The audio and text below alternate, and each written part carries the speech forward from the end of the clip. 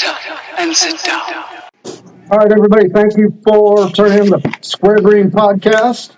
This is episode 38. Today, we have a special guest. Our friend, James Beard, is here with us tonight to talk about the new movie coming out in which he appears as a referee and a consultant, The Iron Claw. We're going to go ahead and watch the trailer now, and then we'll get our, talking point questions, discussions after that. Because I know I've watched it a lot of times, and I have a few questions. And I know Marshall Von Erich said it's not 100% accurate, but he goes ahead and gives it a pass. So let's watch. Ever since I was a child, people said my family was cursed. Mom tried to protect us with God. Pop tried to protect us with wrestling. He said if we were the toughest, the strongest, nothing had ever hurt us. I believed him. We all did. Morning. Pants tomorrow, please, David. Perry, I want you to join your brothers in the ring. Yes, sir. I love that. Now, we all know Kerry's my favorite, then Kev, then David, then Mike. But the rankings can always change. What do you want in life, Kevin Von Erich? More ribs? I want to be with my family. Be with my brothers. What do you like to do with your brothers?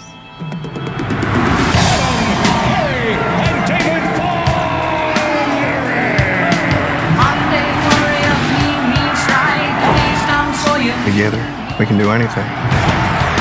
We're here to restore justice to the Wrestling Federation that our father built with his own two hands. The hands that were passed down to us. The hands that will deliver the Iron Claw to you. So what do you think? Like we're alive. I love your family, Kevin. You gonna be an uncle? Yes, sir. Oh man, that makes me so happy. I talk to you about something, Mom. Dad's too tough on us. You gotta say something. Baby, that's what your brothers are for. Feel that? You feel that? That's pressure. You're pushing too hard. I'm fine, Kev. Seriously, I'm just sick. I'm scared, man. It all out of control. It was a terrible accident. I should have stopped him. I need to think about my family. Your job is to wrestle. Live up to that deal, or we are through. I told you to look out for him! I just love being out there with you guys. It's the only thing that matters to me. The Von Erich will forever be the greatest family in the history of wrestling!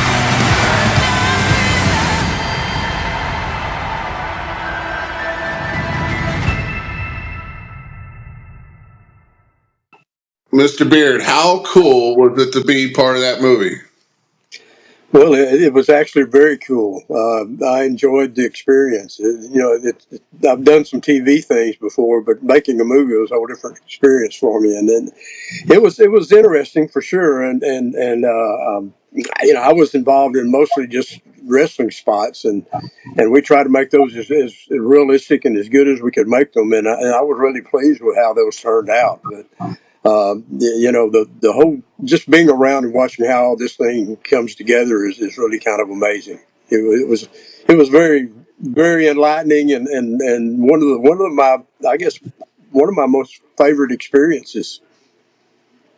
That is so. I mean, to me, that is so cool that they're even doing a story about the Von Erichs.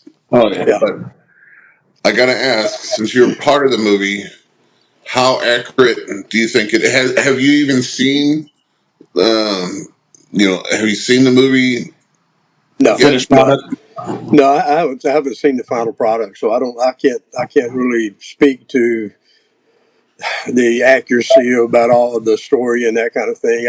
When you're doing scenes like this, you get little bits and pieces of the script, and you can kind of get an idea of where things are going, but you don't really see the whole story. So I don't really know, exactly everything that's trying to be said in the movie. I'm sure there's some, licenses taken, for drama and that kind of thing. But I know that the director was he was a big fan. and he wanted to make it as real as he could make it. So I feel confident he at least tried to do that. I don't know.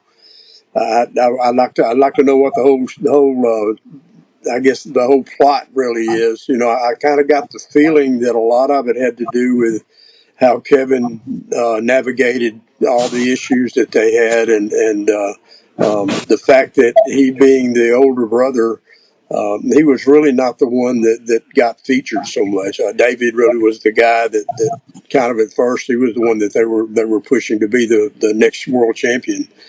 And then when David died, Kerry came along, and he was the guy that kind of got the attention and the push.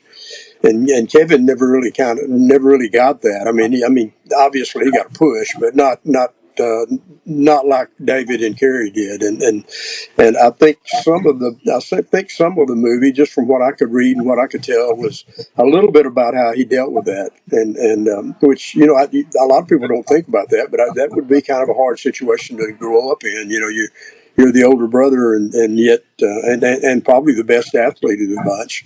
And you don't really get all the favored situations. So, you know, I kind of feel like that's part of what the story is.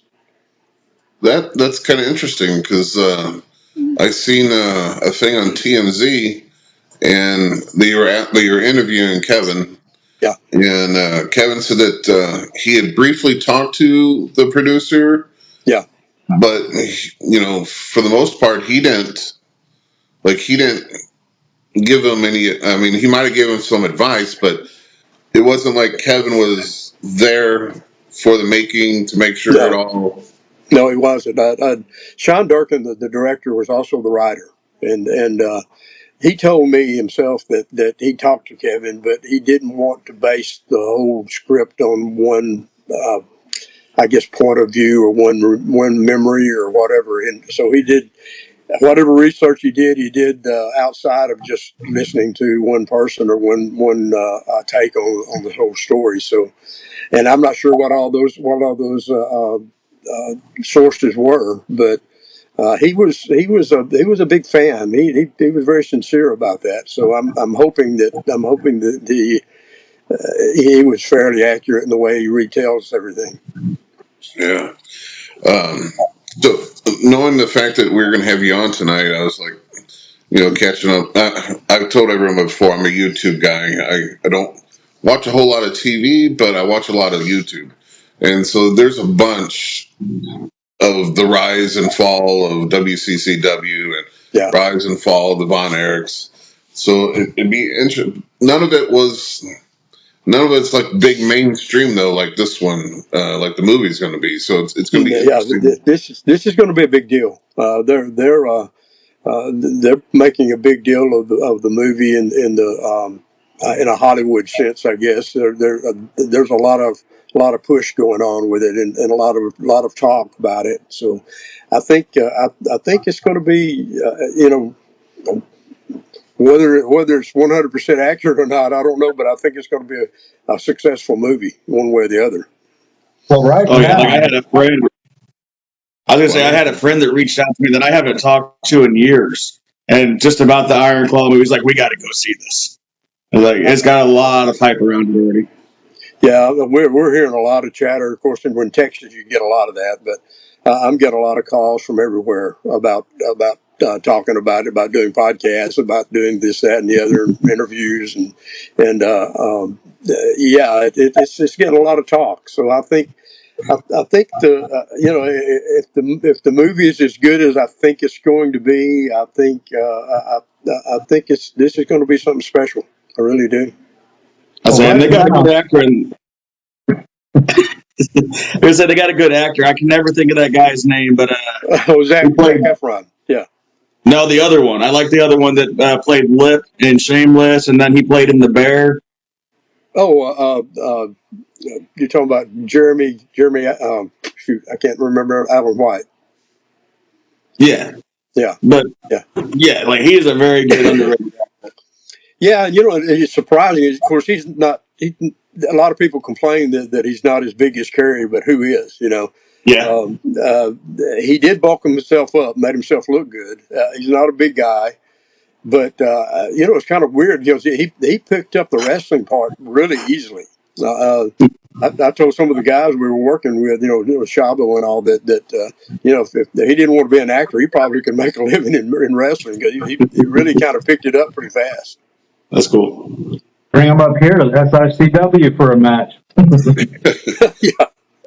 Hey, Mr. Beard, how did you get started in this movie? Did they reach out to you? Did you reach out to them? No, I got a call from actually Luke Hawx called me first. Well, actually, Tim Storm called me first and told me that Luke Hawx had talked to him and asked him if they thought I might be interested in being a part of it because Luke was helping them with the casting and putting the wrestling parts together and everything and because I've known Luke for a long time and I told Tim, I said, well, I'd certainly be interested. I didn't at the time. I didn't know anything about the movie or what was going on, but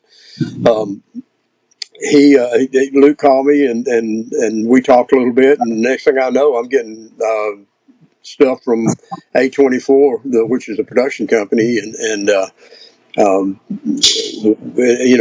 course you have to go through this whole process of getting cleared and all this kind of stuff. But I got all that done and showed up in Baton Rouge for the first day, and they all knew who I was. So it turned out to be an incredible experience, actually.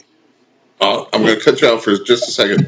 All right, so just in case no one knows, Tim Storm, former NWA heavyweight champion, currently on the NWA roster, kind of as a commentator, still dabbles in wrestling outside of the NWA as well. But Luke, I'm not familiar with Luke. Who is Luke? Luke Hawx is he promotes a company in Louisiana, and also he's been involved in acting and movies for the last several years. Actually, he did a lot of the young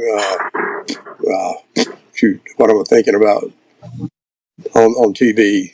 Young Rock. Yeah, Young Rock. He did a lot of that, a lot of the casting and ran the wrestling on that, and he also on that other series that's on cable on the Wrestlers Heels. Yeah. So he's been getting involved in a lot of the movie side of things the last few years, but he's also a wrestler, and I've known that's how I knew him. I knew him for several years, and quite a good wrestler, as a matter of fact. Good guy. He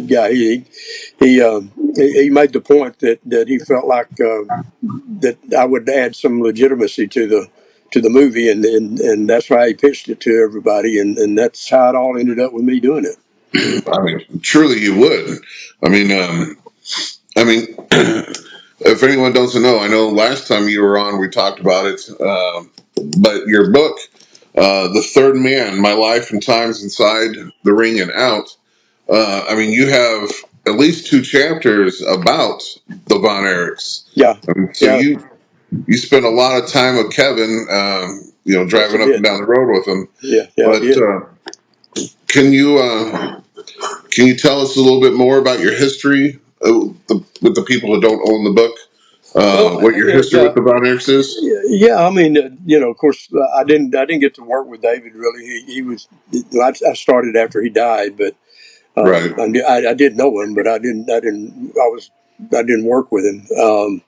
When I started working there at the Sportatorium, naturally you're going to get to know all those guys and everything. And Kerry actually got to be a lot closer to Kerry than any of them. But I ended up riding with Kevin quite a bit later on, and we spent a lot of time in the car, just the two of us.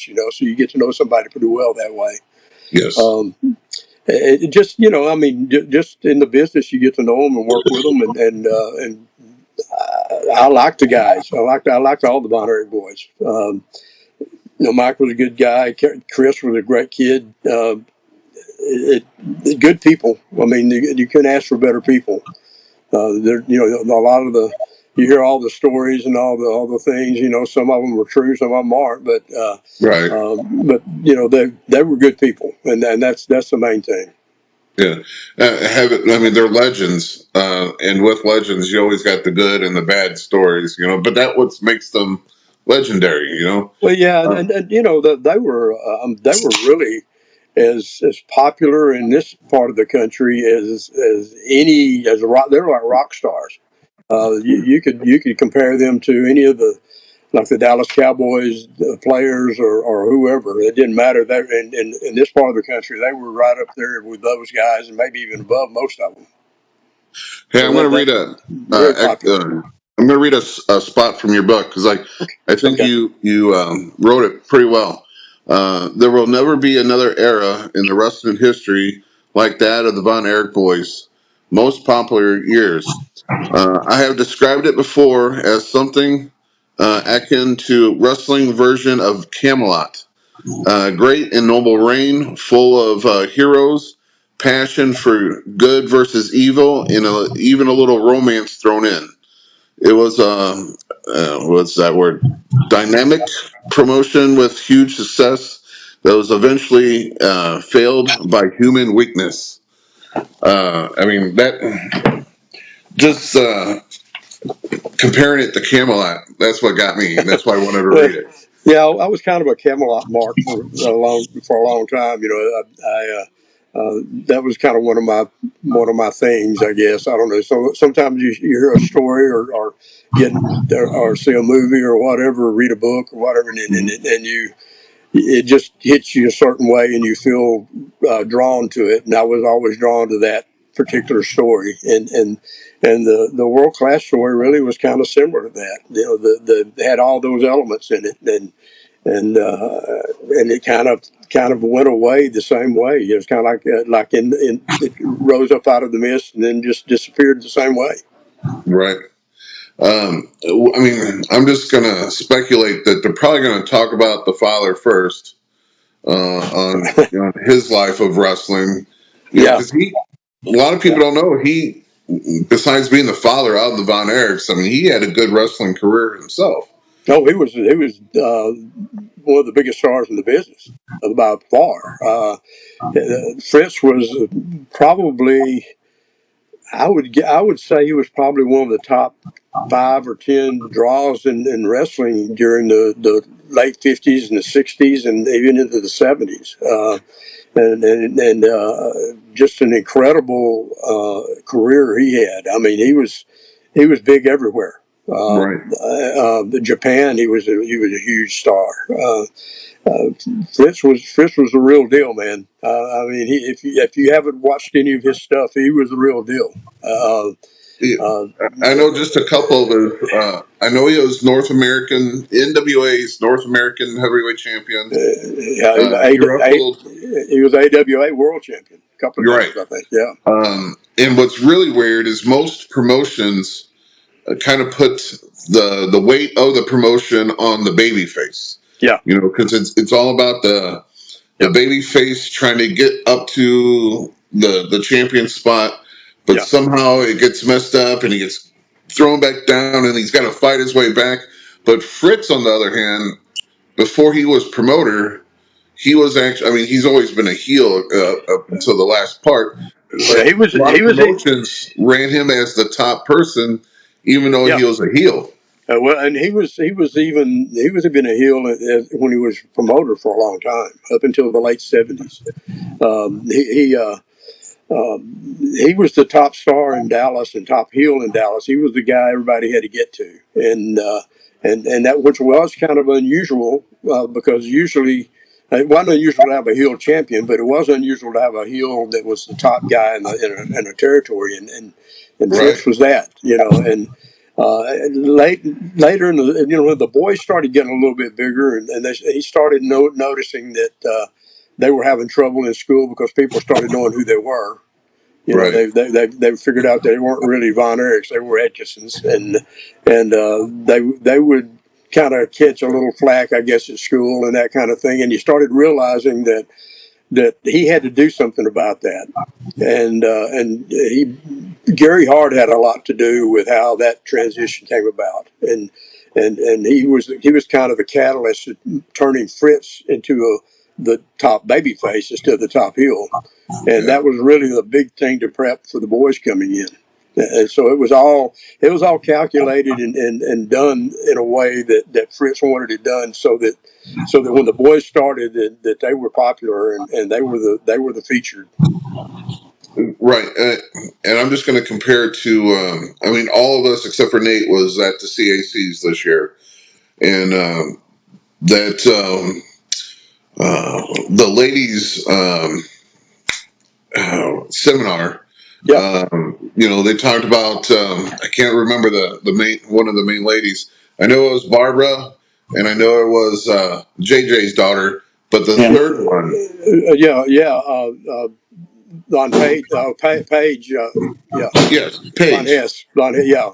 Yeah, So Blonde her Hess. dad was like an ultimate heel back in the day, and she Yes, he talked was. about Yeah. her life, having a heel father and all the problems that came with that. Right. So I can just imagine that he didn't want that for his boys, be thrown into the wrestling as being the sons of a major heel. So I can see how they started to put it in the turning it so he would become a baby, so his boys would have a better life and better career. Yeah, that's exactly how it was, and all the boys were athletes, so they were well known, on their own in school and that kind of thing. So when they started wrestling, Fritz didn't want them to have to carry that burden, and it was well done.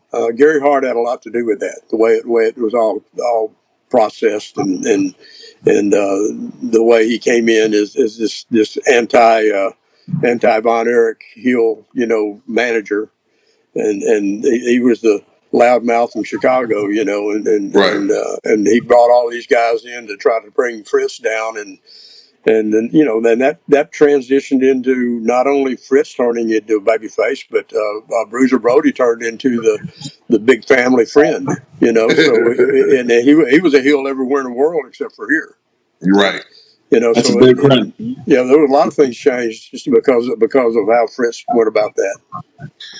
Hey, I don't want to jump too far ahead of the conversation, but I got to ask before I forget. Do you think towards the end of WCCW, do you think if they would have had Gary, like if Gary and Fritz were still together, that they could have carried on? Or do you think once Gary Hart left, that was like a part of the? Yeah, I don't know that it was just Gary Hart leaving. I think a lot of things happened. Of course, David dying, that was a big blow because David was really the businessman of the brothers. He was a guy that they knew was going to take over the business. He was probably going to be the next world champion, and probably one who was going to be an extended world champion. Whereas when they gave the title to Gary, it was really kind of just a nod to that. It was just something to kind of say, we're sorry, we wish it had been different, that kind of thing. But but Kerry would have never carried for a long time because he wasn't the kind of guy who was going to. He didn't have the attributes of the NWA World Champion. As he had the skills, but he was a follower. Kerry was a guy that you could put in the ring with guys who were good, and he'd have great matches. But you couldn't put him in there with the guys who he had to lead, and that would have been a problem as a world champion. David was not like that. David could have done that, and when David died, that affected both of the boys, both Kevin and Kerry, in a lot of ways. And I mean, you can understand that. They just kind of lost their way a little bit. And then Kerry had that motorcycle accident, which took part of his foot at first, and then the whole thing. And then Kevin kind of lost interest for a long time, and just a lot of things, built on top of those, and it came to a point to where I don't know if anything could have salvaged it, really. I don't think Gary or even Fritz staying around would have done any good. It was too many bad things that happened, I think. Yeah. I'd like to think otherwise, but it's hard for me to imagine that it would have ever, especially during that time frame when Vince was taking over the wrestling world and that kind of thing, and there were opportunities for World Class to be a part of that, and they didn't take it. So it was just a lot of things working against them. I was kind of hoping that. Well, I mean, my life came up after the fall of them, but you hear about how good Memphis was, even though Vince was doing everything, and then you hear that Texas was basically its own thing. Yeah. And even when Vince was trying to come in, the Texans were like, "No, we don't want your stuff.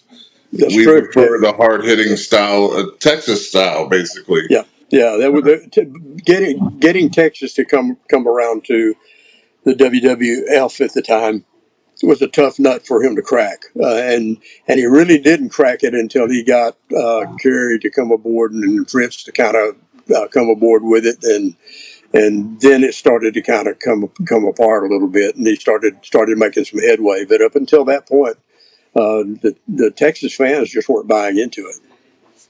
Yeah, it was a strong style. It's almost like I posted a thing a couple days ago about Texas style, about someone who was interviewing another wrestler, and he said it's something about in Texas that you got to make that skin to skin contact. It can't be any of the slapping the thigh shit.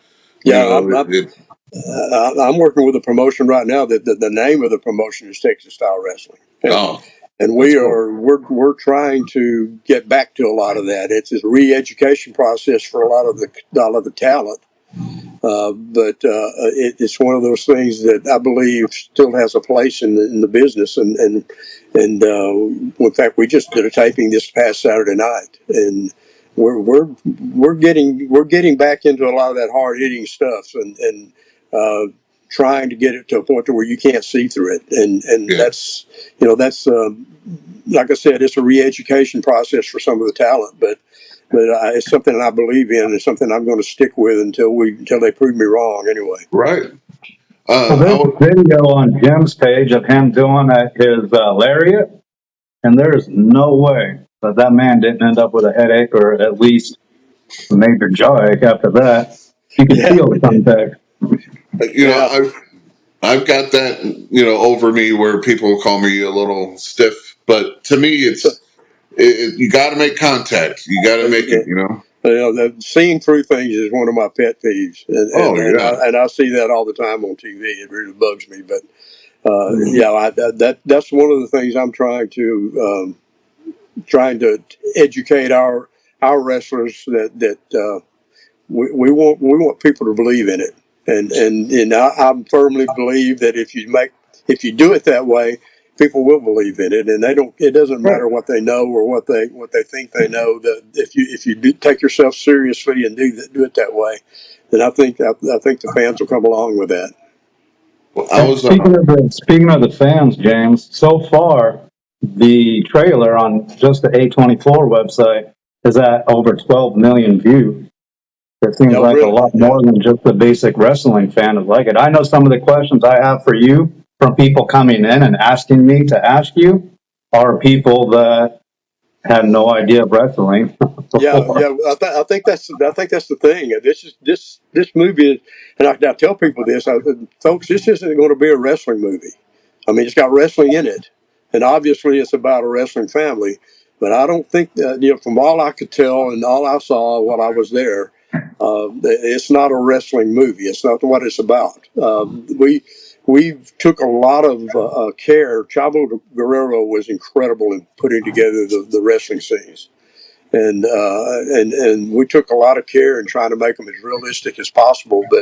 But that's not what this movie is about. I'm afraid if the wrestling fans think that's what it's going to be, then they're going to be disappointed. But I think movie fans, fans of a story, of hearing a story of which, even though it's a tragic one in some ways, I think they're going to really take this movie and run with it. I mean, unfortunately, it's a perfect story. You get the all the tragedies. You got the love story. It seems like they're throwing a little love in there. Yeah, Um, that's part of what it's about too. I mean, if you knew Kevin's wife Pam, she's man, she was the backbone of that family. She's incredible really, lady. Yeah, she's a sweetheart, and really, Kevin would probably tell you the same thing that she was the strength, that kept get him through a lot of things, it's just good folks, man, I think I think there's probably going to be a lot of that in there because just from what I could tell on the script that it looked like that was some of the emphasis anyway. all right. Let me ask you, why did they do this in Louisiana instead of having it in Texas? Well, there's a lot of things going on in Louisiana film wise. I think that's part of it. I think part of it is just the state has a a good situation for making movies, and that they're doing a lot of them down there. The other thing is that I guess they found this facility and they built a small version of the Sportatorium. When I walked in and Oh, saw it, I literally almost broke down and cried. oh my. It was it was so much like being back home. It was incredible. Did they make sure that there was no AC and no heaters?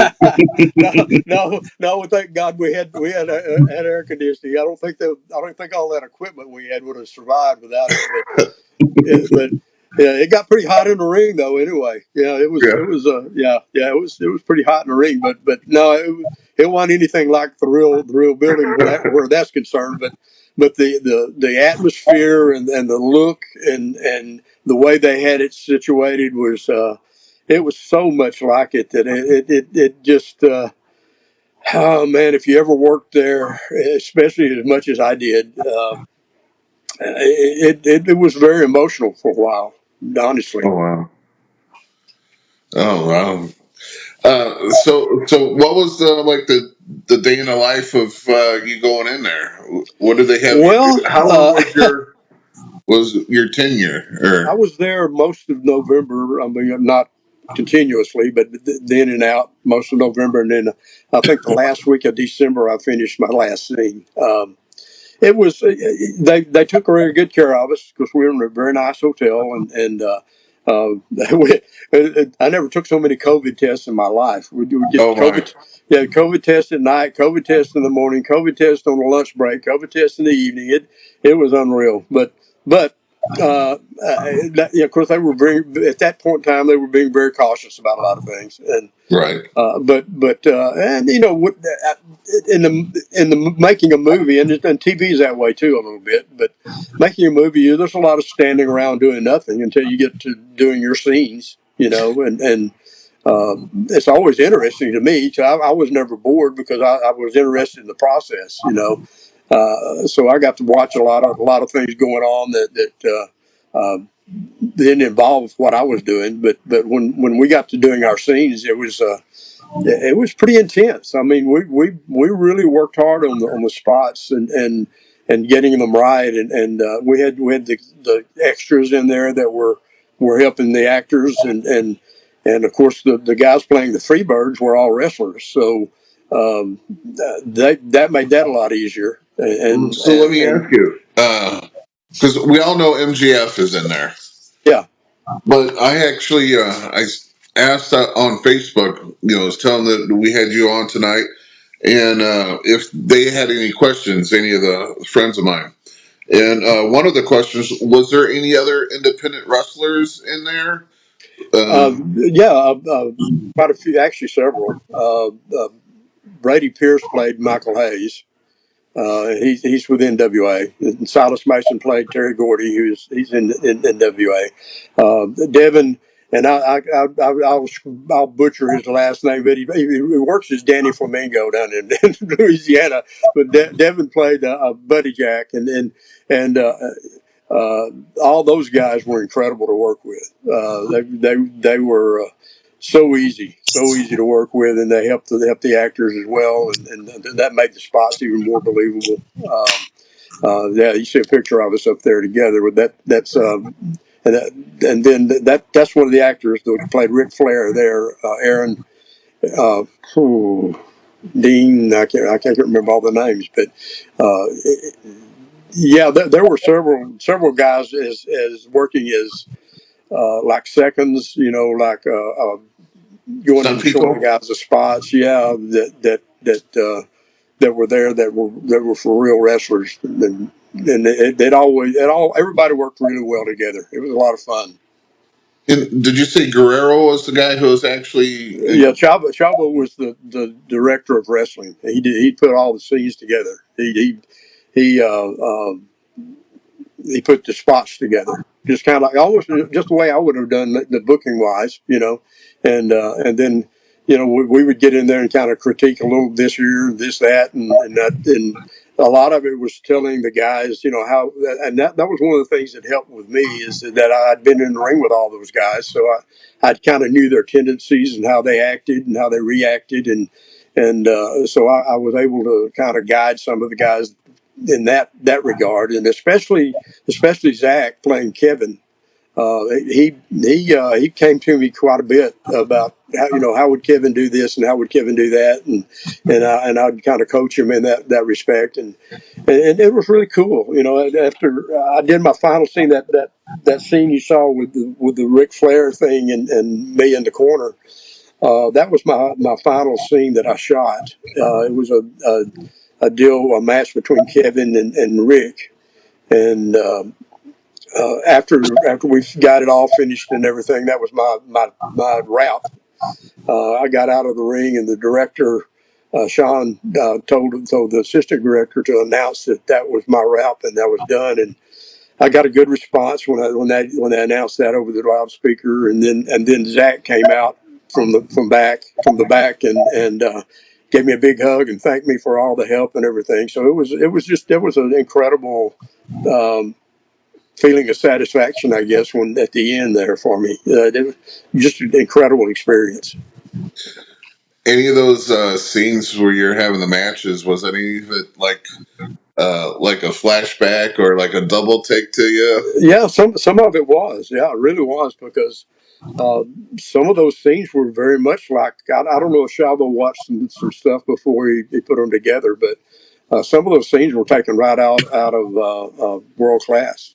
Wow. And we just recreated them, and they were very much like being in there with the real guys in some respects. So that picture of you and the guy who played Ric Flair, you talking about he had a match with Kevin. Yes. So do they not do the whole Kerry and Ric Flair with Kerry winning the belt? Yeah. I wasn't actually a part of that scene. They went to the football stadium there in Baton Rouge and shot that, and that was that they had that scene in the movie, or at least they shot that scene. I'm assuming it's in the movie. I would expect it to be. Yeah, I mean, it definitely paying tribute to David, and then anytime one of the family members can be the NWA heavyweight champion, it's such a high point there. Well, yeah, from all the guys that I've talked to and what I know, the David was going to be the next NWA champion, and right. and if that had come true, then like I said before, it wouldn't have been like for a week or two. It would have probably been an extended championship run, because he was the kind of guy who handled that. He could have gone from territory to territory and wrestled whoever the top guy was and made them look as good as he could make them, and then carry the belt. So I think that was in the plan. Now I don't know, if whether you're talking about 6 months or a year or whatever, but I think that it would have changed a lot of things. If David had become the NWA champion. Now, the speculation is Kerry kind of missed some bookings when he was the NWA champion. Do you think that's legit, or do you think? Well, I don't know. I mean, it's possible, but I know he went to Florida for a little bit, and then he went over to Japan, and that's where he dropped it back to Rick. Right. You hear all these. I don't know that he missed anything, any shots while he was champion. He wasn't going to carry it for very long anyway. I mean, that wasn't going to happen. So Yeah, to me, it's a shame too, because I mean, I hear everything, but Kerry had the looks, man. Kerry had not only the look but the charisma. He had more charisma than anybody I ever worked with. He just and he was very gifted wrestling wise and athletic wise, but Kerry was not the kind of guy, like I said before, he's not the kind of guy that's going to manage a match, that's going to call a match, that's going to run a match.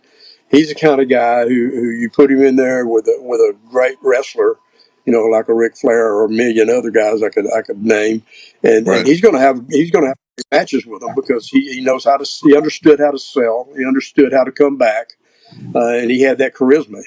But he wasn't going to be a guy that you could just send him in there with just anybody and expect him to manage a great match. It's just not that wasn't Kerry. That wasn't his forte. Yeah. I mean, Harley and Ric Flair, they both said that you would have to go to town and you would take on their top person, but some of those people weren't up to par, so you would have to carry them. And back then, most of the time, you carried them for an hour. Sometimes even the guys that were good, a lot of times the top guys that they put the champion against is the baby face. And Kerry really was, he was not a natural heel by any means. So that would be another deficit for him carrying the strap for very long too, because working as a heel just wasn't something that was going to fit Kerry's personality. Yeah.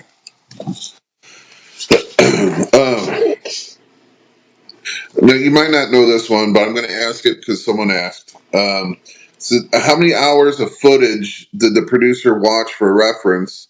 And did Kerry have any? Did Kevin have any involvement? We already know that Kevin really didn't have much involvement. I have no earthly idea how much Sean watched. I'm sure. I know they watched a lot, and he was a wrestling fan. He wasn't just a fan of World Class. He was a wrestling fan. So that was something that I'm sure he spent a lot of time doing before he started writing the script. But and like I said, a lot of the wrestling scenes. Now that a lot of that came from Chavo, but a lot of the wrestling scenes were written by Sean, and they were really a lot like some of the scenes that actual World Class wrestling. So he definitely did. He did some research, and talking to Kevin was not something that I think he put a lot of emphasis on as far as developing the story, but it not like he didn't talk to him at all. Right. Another one, and it kind of come out in man, now I blank on my words a lot. The package that we just watched on it, there's a part where Fritz is saying that he ranks his kids. That's that's probably the one part that bothered me a little bit, because I don't really think Fritz would ever said that out loud like that. He may have had in his mind a little bit of a feel for which guy was going to be, which one of the sons was going to be the number one guy. Right. And if he did, then obviously David would have been the one, because he was the one that really pushed that direction. And he was the most Fritz-like of the bunch too. But I don't think Fritz would have ever sat there and said, especially not in front of the boys, that, hey, here's the rankings. This guy and this. I can't remember how it said in the movie, but that I don't And then it think he can would always have. change. Yeah, it's Yeah. I don't think he would have ever said that. But that's nitpicking, I guess. Uh, right. and I don't. I guess you'd have to ask Kevin. He's the only one that could tell you for sure. But Right. I'm pretty sure Fritz never said it that way anyway. Well, I'm sure some people is going to be out there and they're going to nitpick it Oh, because sure they are. Yeah, and you know, that's. I was talking to Brian Adias last night. And Brian, that was one of the things Brian saw, and he said he made Fritz look like an asshole, And I said, yeah, I saw that too. And a lot of the boys that were around, the very few of them left. Brian's one of them. That didn't even know, really what was going on at the time, and. Um, he was kind of that way too. It was like, why would they do it and say that? Make Fritz look that bad. I can't answer that question. yeah. I mean, Just some part of of it yeah, just got to be yeah, for the movie aspect of yeah, it. yeah, But Yeah, I yeah. know, because for me, that was the biggest question I had when we were all talking about it was, I can't believe that was actually something that took place, because that's nothing I ever remember being a thing Yeah, between the. yeah, yeah. I mean, and like I said, you're going to take some artistic license in any story, especially about and when there's so many holes out there anyway in the story. I right, mean, there's no way you can always get. If you went and got and told the story exactly the way Kevin remembered it, there'd be some things that wouldn't be right too. And it'd be the same thing with me. If I hear I get around some of the guys, and we all have experienced the same thing, and sometimes we remember it different ways, and well, and and that's it's just human nature. that and I seen an interview with him and he talks about how concussions wasn't a thing back then. So Well, and yeah, and Kevin had a lot of concussions. right, Yeah, he was. That was one of the things that really slowed him down is he was concussed quite a few times, and that a lot of that had to do with his style. I mean, Kevin was like it's like I told Zach, when we were working on one of the scenes. I said Kevin was kind of like a panther. He was always ready to attack, and if you didn't fight back with Kevin, then you were in trouble. And the yep, guy, and that led to some matches being pretty dead gun stiff, and both ways. And so Kevin took a lot of punishment, and plus his style was that way. He flew off the ring. He was 235-pound guy that could fly like he could fly, and so athletic as he was. And you some of those bumps, man, are brutal. And if you do them over and over again, it's just it's going to have that result. right. There was how Hannibal has those interviews where they shoot on everyone.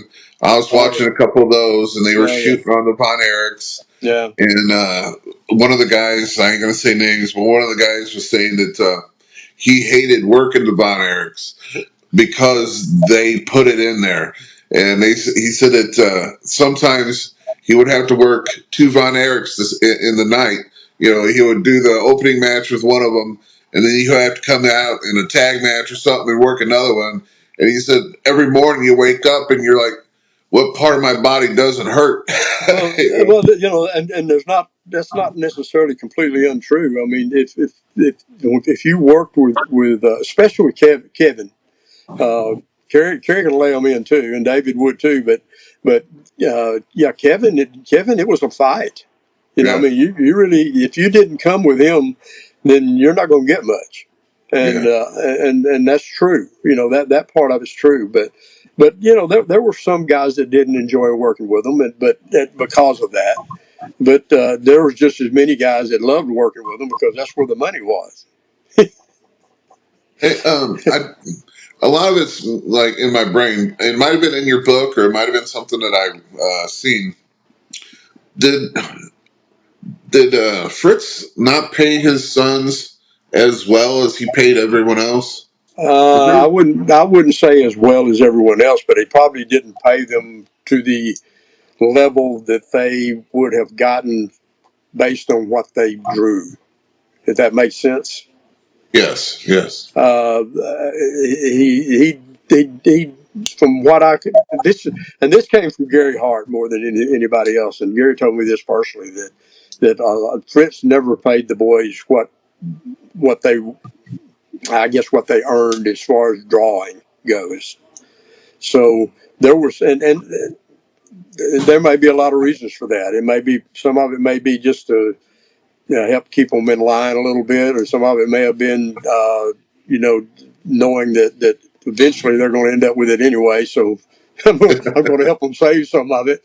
I don't know. I don't know what Fritz's thinking was, but Gary Hart told me that himself. He may have even put that in his book. I'm not sure, but yeah, I think that's the next book I'm going to reach out and grab. Yeah, you can find it. Yeah. Yeah. Oh, yeah. Incredible book. Yeah, incredible book. Yeah. Well, you referenced his book a couple times in your book, so and then I swear I heard it from someone else too. So I'm going to have to reach out and try to find that thing. Yeah, yeah. Gary, probably of everyone involved, Gary probably had more inside information about the whole situation than anybody. When it comes to Fritz and the relationship with the boys and all of that, it's a shame he wasn't alive. He would have been an incredible source for this movie. I can tell you that. Right. So how long do you know how long the movie shot for? Was it a couple months or? It started. I think the first scenes were shot late summer of 22. Okay. And then we wrapped. I did my last scene the first week of December, and I think there was another week or so after that they did some things. And so sometime in December, the filming actually wrapped, and then of course it went into post production and that kind of thing. So it's been a year. It's going to be a year before it comes out. Yeah, that's what I was thinking when you said December. I'm thinking, oh wow, and then you were talking about November. I was like, wow, it's you knew about this for a while now. yeah. It was an incredible experience, really. That is awesome, man. Let me see if there was any other questions from that Facebook post here. How many hours? Well, you already answered those. Okay. Most of the questions that I had from people coming in to ask me, you already answered them. So I'm marking them off going, well, crap, there goes that one, there goes that one. Yeah. I know a big one, some of the women coming in and some of the guys, just wasn't women, was about your relationship with Zach and how, well, one of the big ones is how much did he lean on you for your knowledge? And you answered that one pretty quickly, so. Yeah, it was really from the start. When I first got there, even before I did a scene, we were talking. And in fact, that picture you're showing up there on the deal was taken before we ever did a scene together. Oh wow!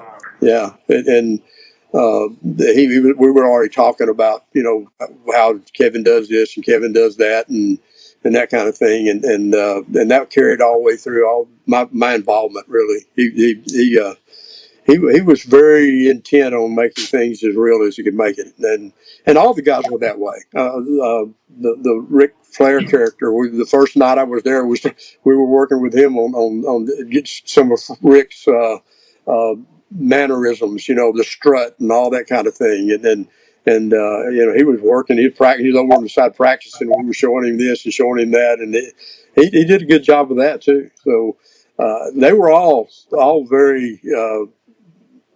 Very cooperative. The guys that played, the Freebirds, even though they were wrestlers, they were listening, to how I remembered, Michael would act or walk or talk, and how Buddy Jack would, or how Terry would, and the Silas even, when it was all Silas did the Bam Bam so well that I talked to him after this thing was done, and I told him, said, you need to incorporate this in your real wrestling, and he's been doing that.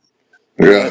That's part of his personality now. So, Well, that's I really think Silas looks incredibly like Gordy. yeah, he got that look, about the same size. Yeah. Yeah, and it's kind of weird because I told him one time, I said, you kind of got the personality of Buddy Jack and the look and the talent of Gordy, and he does. He's kind of a mix of those guys. He's definitely a character.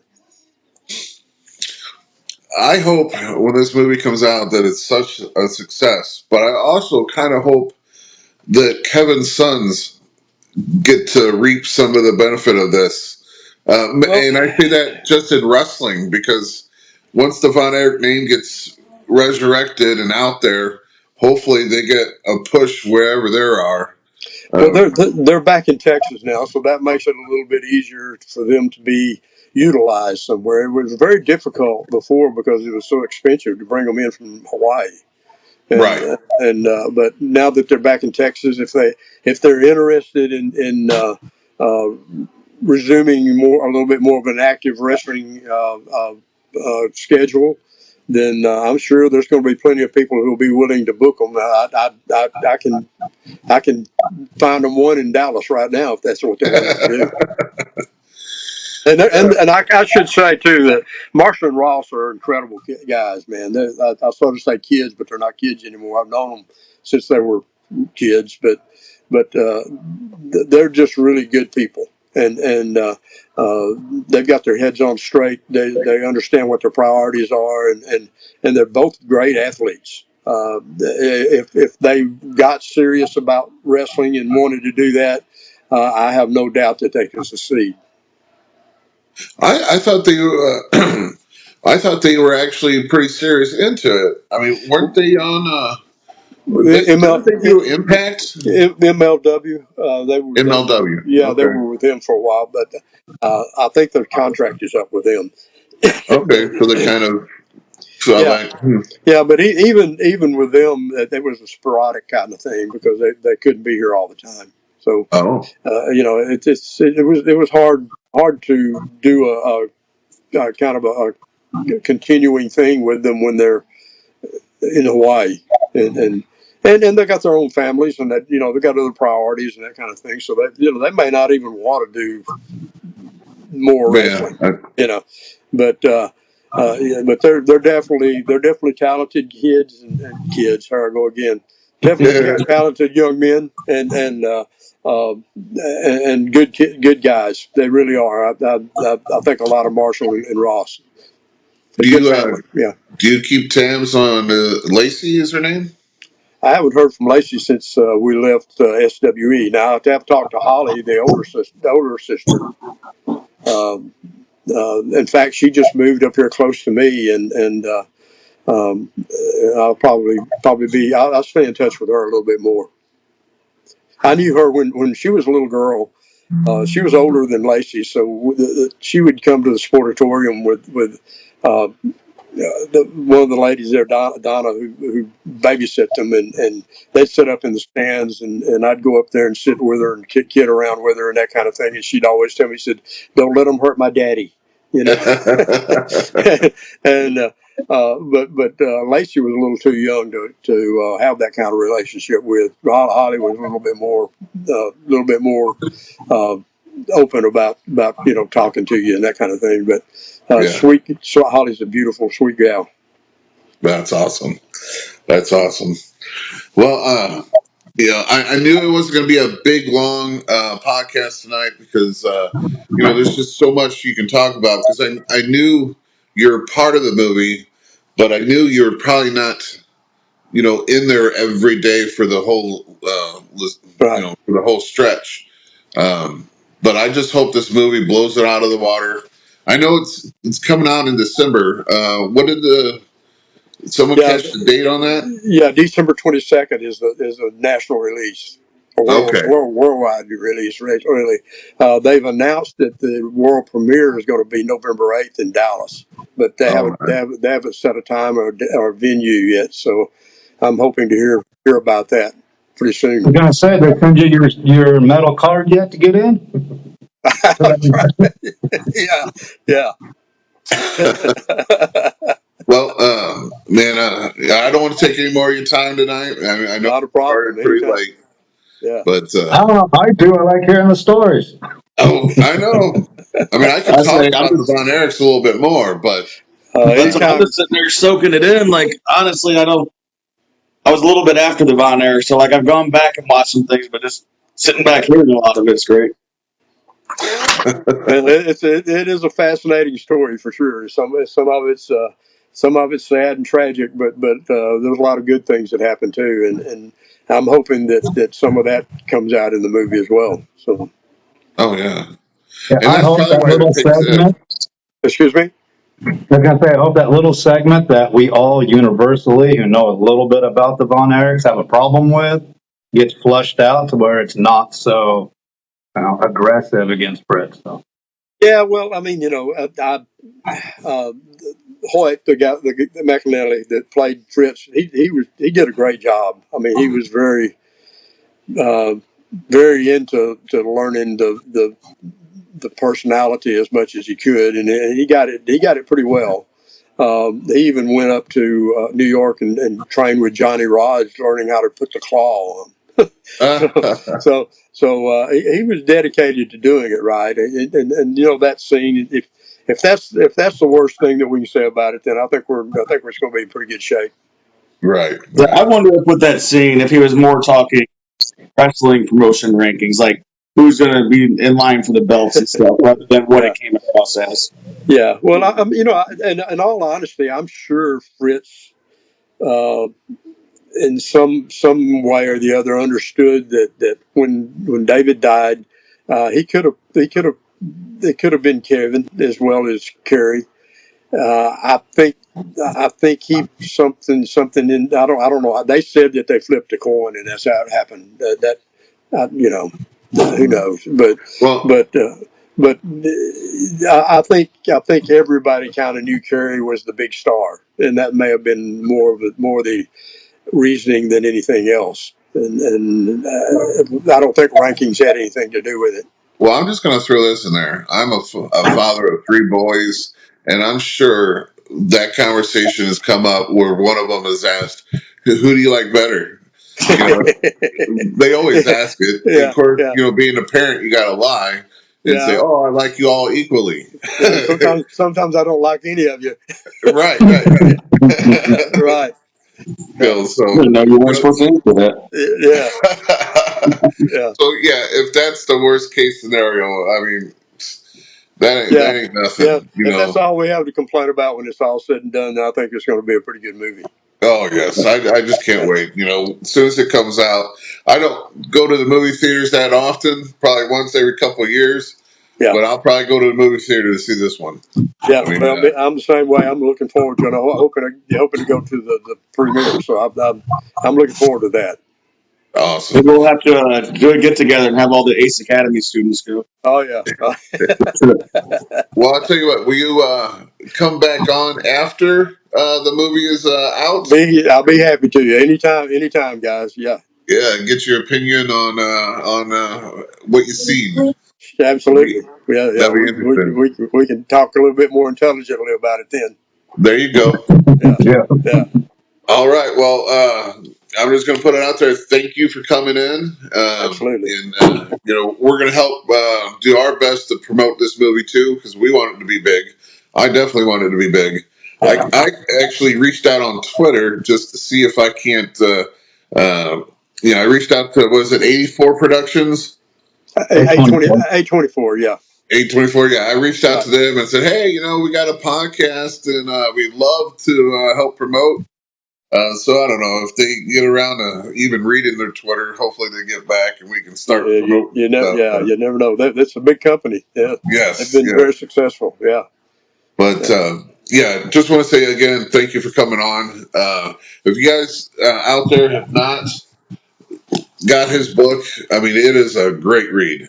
I'm loving it. I'm not all the way done with it, but what I have read, man, you had a hell of a life. Well, I hope it continues a little bit longer. Anyway, I get through this second book, that'll be then I have a sequel, and maybe that'll be the end. Who knows? There you go. You gotta let me know when that sequel comes out, because I think the last time we talked, Yep, you were almost done with it. Yeah. I've actually kind of finished it. I'm just kind of rewriting a few things right now. Okay. Yeah. All right. Well, then that'll be the next time you come on too. We'll be promoting that book. That'll be good. You bet. Awesome. All right. Well, from the Squared Ring podcast, again, always thanking James Beard for coming in. He has been probably our best friend in this podcast. This is his second time coming on, and we can just talk to him forever. If you guys have any questions for him for the next time he comes on, please put it in the comments section. Either that or just like, share, and subscribe to our content so we know that, again, that we're doing a great job. But for everyone, I would like to say you guys have a good night, and until next time. Thanks, guys. We'll see you. Thank you, guys. Bye-bye. See ya. Thanks.